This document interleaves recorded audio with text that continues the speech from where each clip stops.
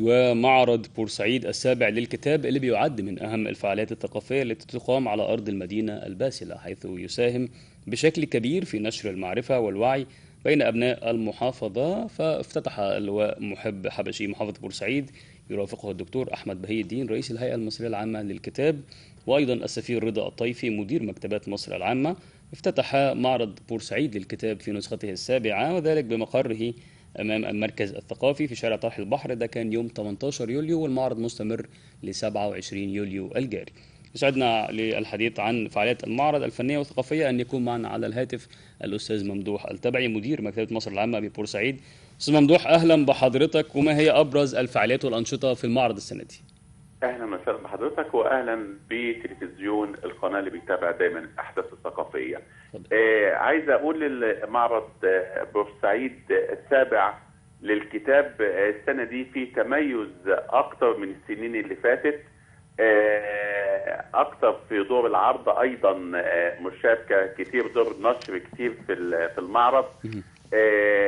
الاضافه اللي فيه السنه دي كمان اللي احنا كمكتبات مصر العامه زودنا المعرض بإحدى مكتباتنا المتنقلة، وهي عبارة عن سيارة كبيرة مجهزة كمكتبة بها كل الإمكانيات الخاصة اللي يمكن لرواد المعرض سواء من بورسعيد أو من خارجها الاستمتاع بقراءة الكتب بداخلها، وهي يمكن شهدت إقبال كبير جدا بداخل المعرض. طيب، أهم الفعاليات والندوات وورش العمل اللي تمت في المعرض؟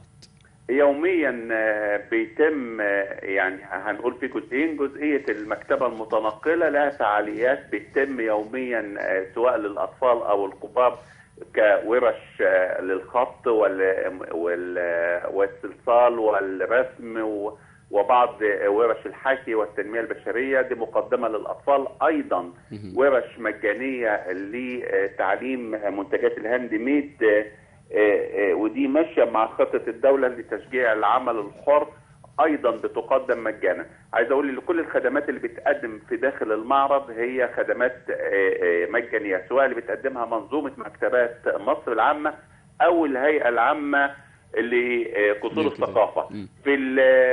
أيضا بيتم يوميا الساعة، يعني في تمام الساعة 8 مساء من كل يوم، ندوة ثقافية بيتم استضافة فيها أحد الكتاب الكبار.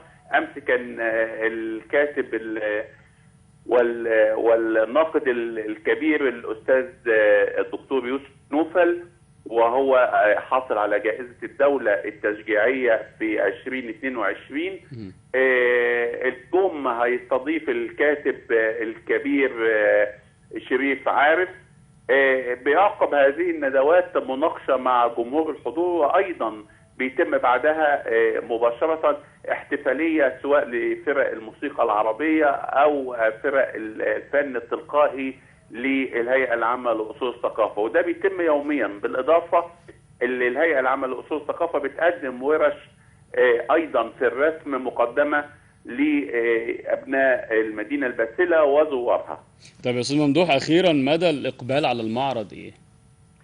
بصراحة الملاحظ السنة ديت اللي فيه إقبال كبير، بس الملاحظ الأكثر اللي فيه نسبة عالية من الشباب بيتابع كل ما هو جديد في النشر، مع اختلاف طبعا الأذواق عن ما سبق. هم يمكن بيحبوا أدب الرواية أو الاطلاع، دي مش حقيقية فعليا. يمكن أعلى نسبة زوار للمعرض هي من الشباب. طيب، ازاي بيتم تقييم نجاح المعرض، وازاي نقدر نحسن نسخه المستقبليه بعد كده؟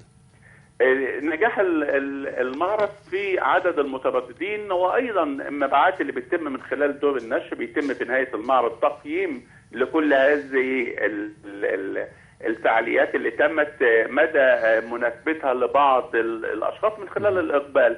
عايز اقول ان حتى دور النشر بتعمل عمليات مراجعه لنسبه الإقبال على أنواع معينة من الكتب، بيتم التركيز عليها. عزوف الرواد على الكتب معينة بيبتدي يقللوها، بحيث اللي بيتم تحسين المعرض طبقا لاتجاهات الناس اللي هي بتجي أو بتزوره. بشكر حضرتك شكرا جزيلا استاذ ممدوح التبعي مدير مكتبه مصر العامه في بورسعيد. شكرا يا فندم. شكرا جزيلا يا فندم.